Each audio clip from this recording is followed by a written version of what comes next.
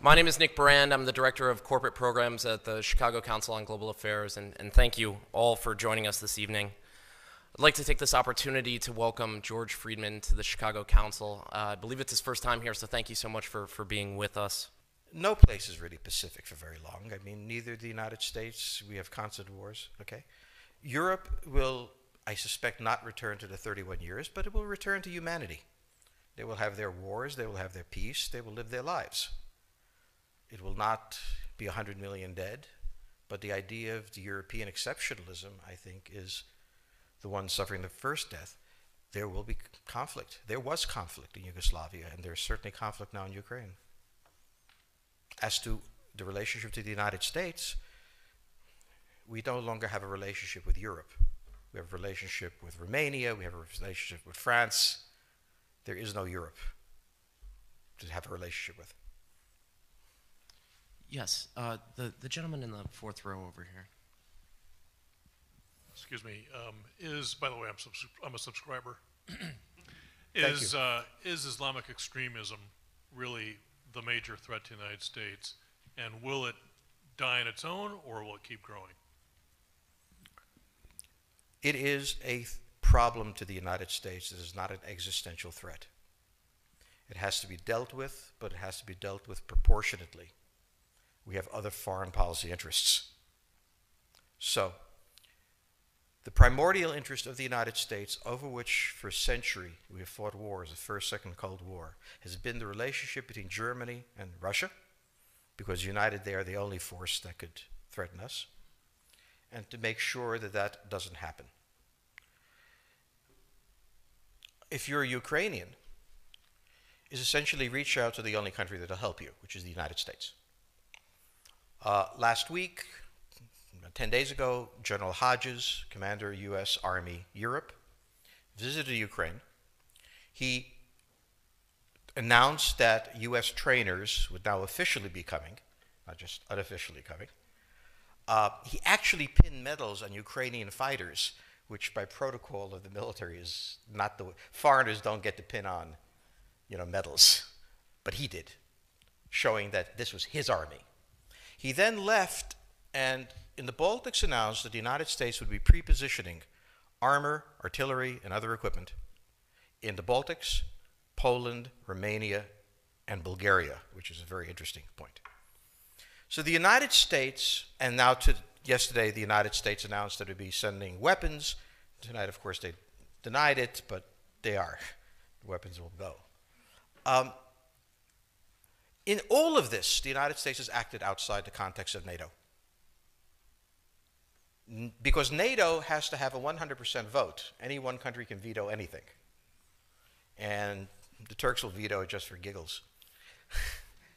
The point is that the United States is prepared to create a cordon sanitaire around Russia.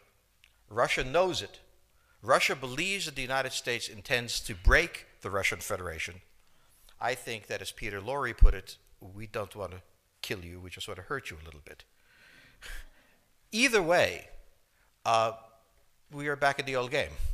And if you go ask a Pole or a Hungarian or a Romanian, they live in a totally different universe from a German. And they live in a totally different universe from a Spaniard. So there is no commonality in Europe. But if I were a Ukrainian, I would do exactly what they're doing. Try to draw the Americans in. All right, next question, please. The United States has a fundamental interest. It controls all the oceans of the world. No power has ever done that. Because of that, we get to invade people and they don't get to invade us. It's a very nice thing. Maintaining control of the sea and control of space is the foundation of our power. The best way to defeat an enemy fleet is to not let it be built. The way the British managed to make certain that no European power could build a fleet was to make sure the Europeans were at each other's throats. The policy that I would recommend is the one that Ronald Reagan adopted toward Iran and Iraq. He funded both sides so they would fight each other and not fight us. This was cynical. It was certainly not moral. It worked. And this is the point. The United States cannot occupy Eurasia. The moment the first boot sets the ground, the demographic differential is we are totally outnumbered. We can defeat an army. We cannot occupy Iraq. The idea that 130,000 men would occupy a country of 25 million, well, the ratio in New York of cops to citizens was greater than we had deployed in Iraq. So we don't have the ability to go across, but we do have the ability to first support various contending powers so they concentrate in themselves with political support, some economic support, military support, advisors, and in extremis do what we did in Japan, in Vietnam, in Iraq, and in Afghanistan, spoiling attacks. The spoiling attack is not intended to defeat the enemy. It's intended to throw him off balance. What we did in each of these wars, in Afghanistan, for example, is we threw Al-Qaeda off balance. The problem we have, since we're young and stupid, is that having thrown them off balance, instead of saying, okay, job well done, let's go home, we said, well, that was easy. Why don't we build a democracy here? This was the moment of dementia that came in. The answer, therefore, is the United States cannot constantly be intervening throughout Eurasia. It must be selectively intervening and very rarely. That is the extreme moment. We cannot, as the first step, send American troops. And when we send American troops, we have to clearly understand what the mission is, limit it to that, and not develop all sorts of psychotic fantasies. So hopefully we've learned that this time. It takes a while for kids to learn lessons. But I think you're absolutely right. We cannot, as an empire, do that. Britain didn't occupy India. It took various Indian states and turned them against each other and provided some British officers for an Indian army. The Romans did not send vast armies out there. It placed kings like,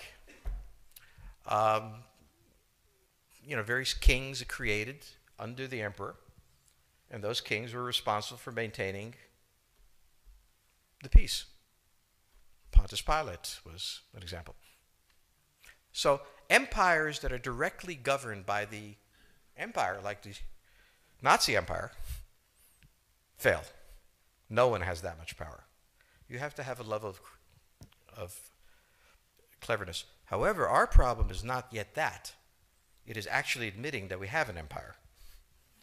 So we haven't even gotten to that point where we don't think we can kind of go home and it'll be over and done. And so we're not even ready for chapter 3 of the book. Next question, please. Yes, the gentleman right here in the fourth row.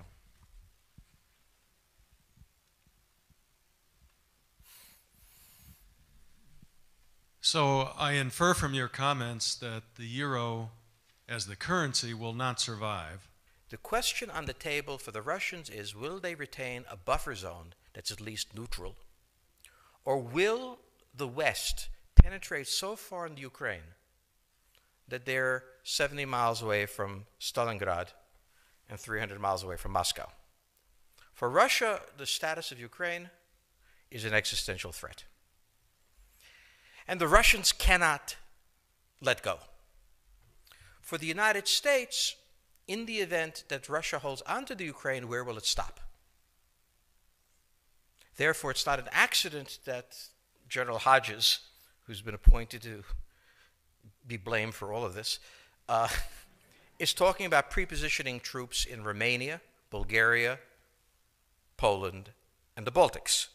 This is the intermarium, from the Black Sea to the Baltic, that Pilsudski dreamt of. This is the solution for the United States.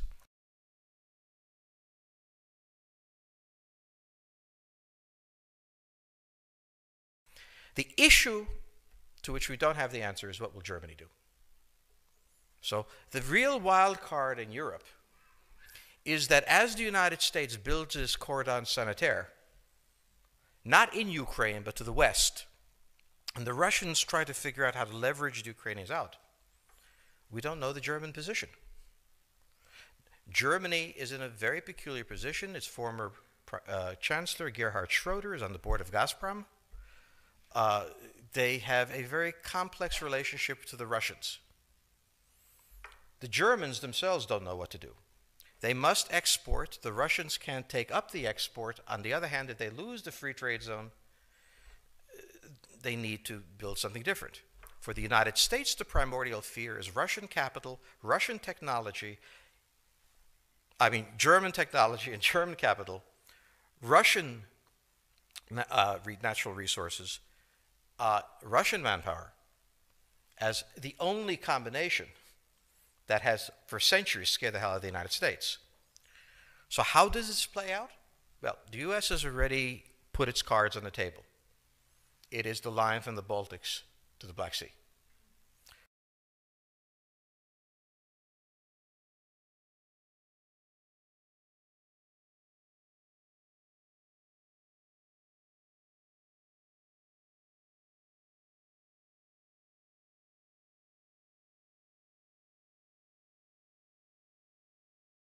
For the Russians, their cards have always been on the table. They must have at least a neutral Ukraine, not a pro-Western Ukraine. Belarus is another question. Now, whoever can tell me what the Germans are going to do is going to tell me about the next 20 years of history. But unfortunately, the Germans haven't made up their mind. And this is the problem of Germany always. Enormously economically powerful, geopolitically very fragile, and never quite knowing how to reconcile the two. Ever since 1871, this has been the German question, the question of Europe. Think about the German question, because now it's coming up again. That's the next question that we have to address. And we don't know how to address it. We don't know what they're going to do. And unfortunately, that's all we have time for this evening.